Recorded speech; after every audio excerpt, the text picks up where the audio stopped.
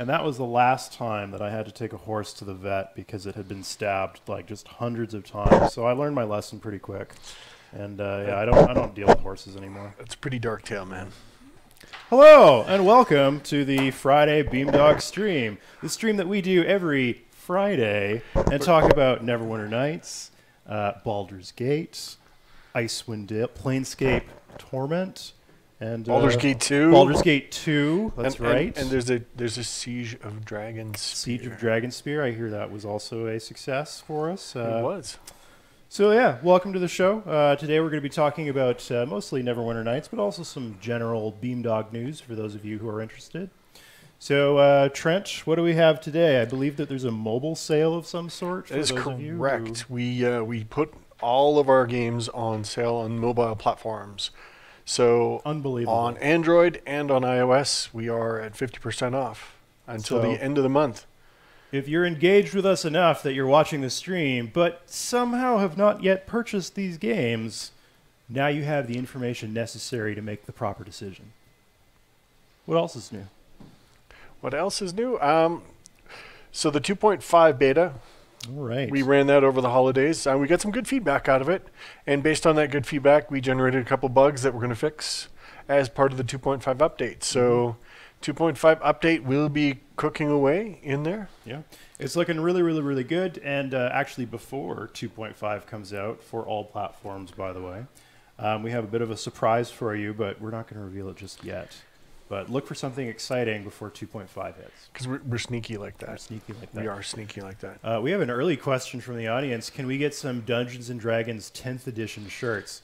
So unfortunately, Nathan Stewart himself came here to Edmonton the other day and just stripped me down brutally, just screaming at the top of his lungs that I had kind of revealed some stuff a little bit ahead of schedule. So unfortunately, we can't do any D&D 10 shirts. That being said, it's D&D Extreme. Right, Extreme. yes. Well, it's like how Apple's like, no, it's not iOS X, it's iOS 10. And no, now I'm doing it the other way. Yes, I'm screwing it up. It's not screwing it up, it's doing it right. So speaking of t-shirts, we are going to be giving away some shirts today, although shipping might be a little bit delayed because you people are voracious and keep taking all of our shirts. So we have some more coming in the mail that we'll then send out to you guys, but it might take a little while. We are literally giving away the shirts off our backs. That's true. That's true. This one, sweat stains, you're going to love it. It smells like me. Really musky. Very, very musky. Last night we had some of our guys go out to the Dark Matters event at the TELUS World of Science. Fun was had. We were able to engage with some local fans, talk to some peeps. It was a good time. So for those of you who are not from Edmonton or the surrounding Edmonton area, the TELUS World of Science is this laboratory run by the local phone company TELUS, where they perform just exciting experiments for the future of mankind, really. And, you know, just messing with people's genes. Yeah, it's usually open to children, but last night it was an adults-only event. So. Yeah, they did some stuff that required you to sign a contract last night, so it's a lot of fun. I see a question there. It's, are you going to add a PST-EE frame rate slider to BG single player? It's the best way to replay it. We could definitely look at it. I don't know if that particular feature is going to be in 2.5, but if you put it forward, we can add it to our requested list. Oh, we have a t-shirt winner already. Oh my God, are we crazy? We just right. started and we're giving away t-shirts. T-shirts that we don't have. We're already spending the shirts that we haven't earned yet. I think we are mad. All right, so let's give away a shirt. The winner is Umbersona. Umbersona and Umber Hulk Persona. Umbersona. Umbersona. Yeah. Umbersona. Like yeah. Yep. All right. This is a good one. So you guys may have heard our friends over at Obsidian have announced a release date for their upcoming game. What's it called? I believe it's called Pillars of Eternity 2 Deadfire. That's right. Very, very excited about this one. April 3rd, it's coming out. If you're a fan of Baldur's Gate, Icewind Dale, PST, any of those old school games, check out Pillars 2. And also Pillars 1 was a pretty cool reboot of that whole genre.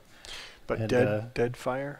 Deadfire's neat because it has a ship. You're a captain and you're sailing around. I wanted to do the ship thing and the captain. And do you want to tell people that we had actually worked up a plan around a D&D game that had sailing and being a pirate, and then like a week later they announced Deadfire, and we're like, I am glad we did not do more work on this site. We actually sat around and we cried for a while and we burned those design documents because that's what we do.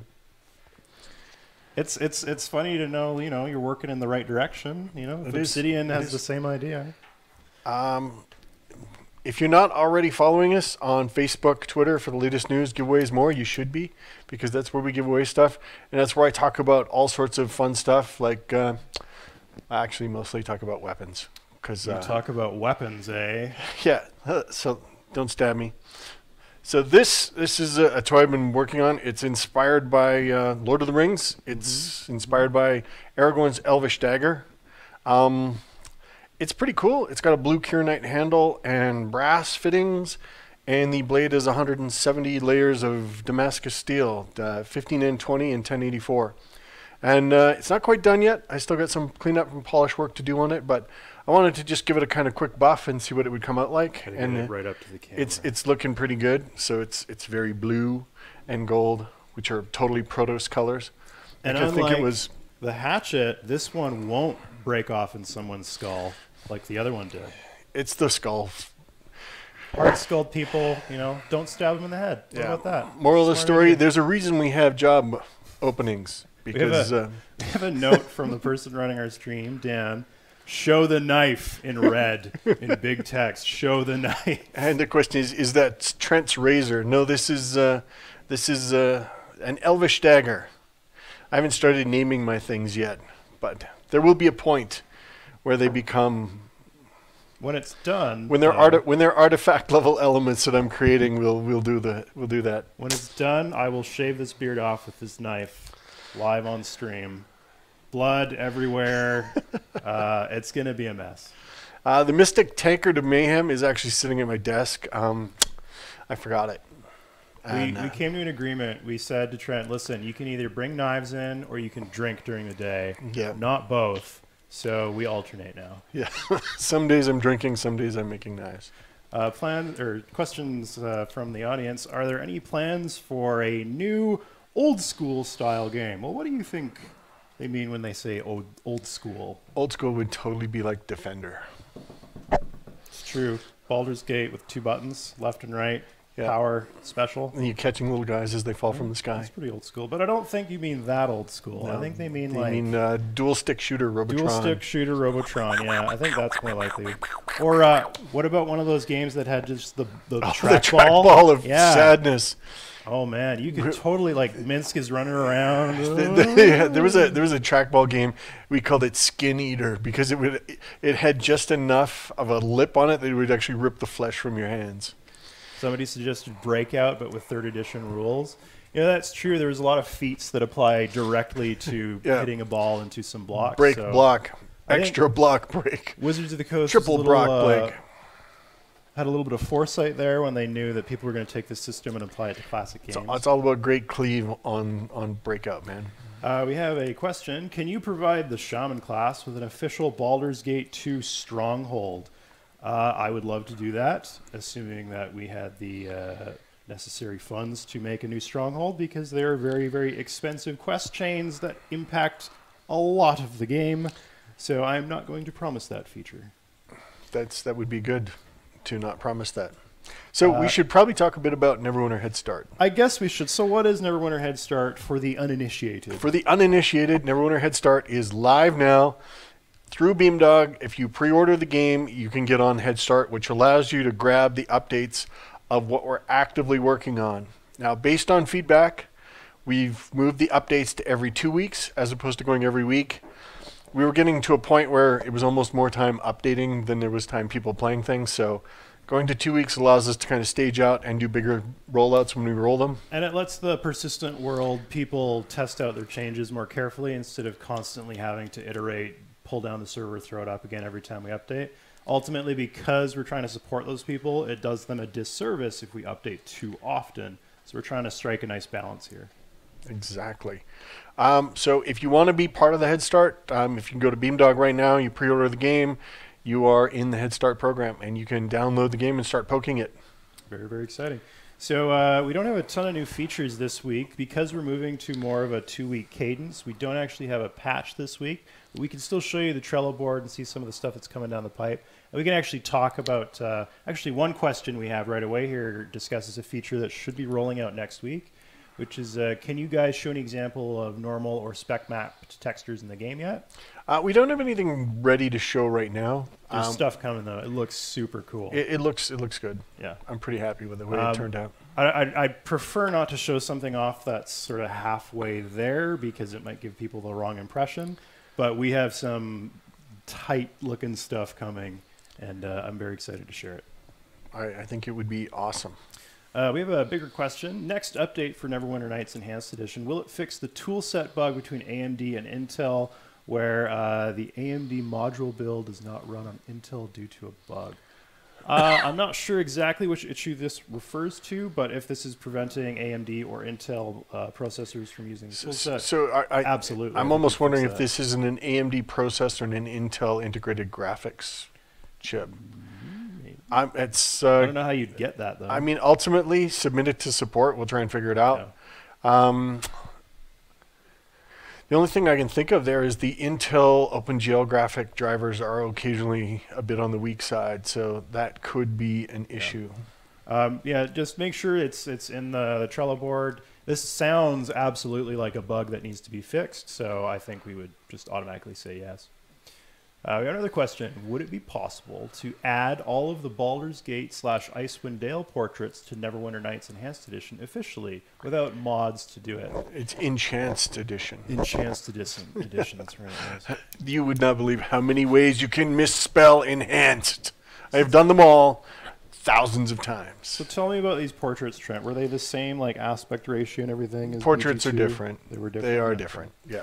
This is something we would need to talk to Wizards of the Coast about this, but the other thing is the portrait graphical styles are different. So I think the Neverwinter portraits were kind of inspired by the Baldur's Gate portraits, but kind of went off in a different direction. So I don't think we would want to inherently just push them into the base package, but I think making them a lot easier to get would be a valuable thing to do. We could make it like an official package or something that you can easily get. Yeah, say one were to like use a framework like a workshop or something to get something like that. That would be kind of cool, wouldn't it? A workshop. A workshop. You have a workshop, don't you?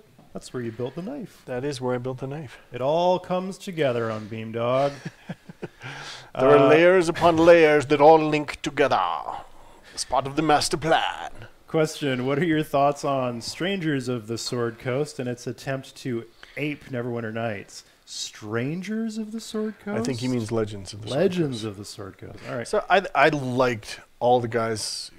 We knew a lot of the people who were working on Legends of the Sword Coast. Yeah, wasn't Dan one of the... Dan was one, and Ross was there, and there were some great people there. And, I mean, ultimately they tried to do a whole ton of big features, and it's hard. Yeah. It's really damned hard to do that many things. It took us 5 years on Neverwinter Nights to do the whole DM and tool set and game, and that it's a person breaker. Like, it's a team breaker. We were up to 75 people at peak.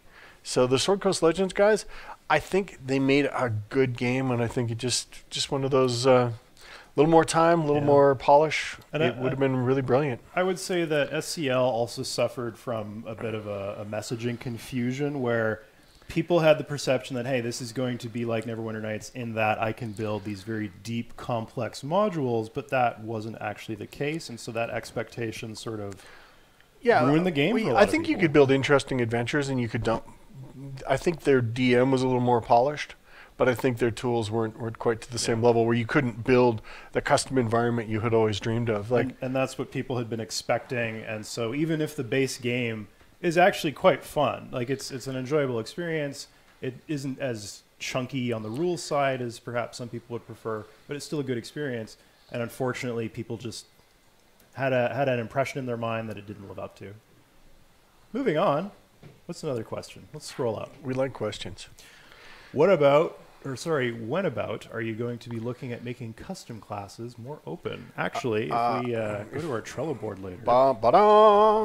Yeah, let's switch to my desktop here, and we'll take a look at the Trello board. Actually, if we I believe that is the last point on my update plan here. Expose more requirement parameters for custom classes. So there's many different steps to making more custom classes available and making them easy to construct. So some recent things that moved from the input Trello to the active Trello. We've got armor 2DA full customization.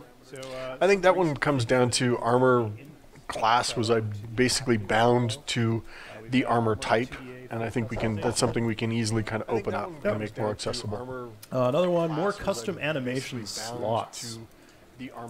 So for example, multiple kinds of blocks, multiple kinds of magical conjuration.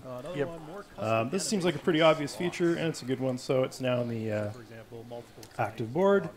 What else do we have? More data in the character BIC for persistent support. So this is a persistent world server feature where you can track a little bit more information about players that have connected to you. So you can track more variables, more details about them, so you can customize their experience. Yeah, one of the things you can do is go into the Trello and you can actually look at the descriptions, and it kind of goes into detail on where things are at. This is a fun one. I wanted to ask you about this one. Oh, God. It separates hearing from render, allowing invisible objects to speak with chat and make other sounds. So why is hearing tied to the rendering side? Or is this an ancient question? Hearing wasn't, but visibility was. So the way the render engine and visibility as a whole kind of worked, it was based on sight cones and it was based on sight. Hearing doesn't work like that. Now, there was some spots in the rules where it was good. Actually, sorry guys, we got to take a brief break here. We'll be back in 5 minutes and we'll pick this conversation up. Apparently, we have a bad echo. Amazon, damn it.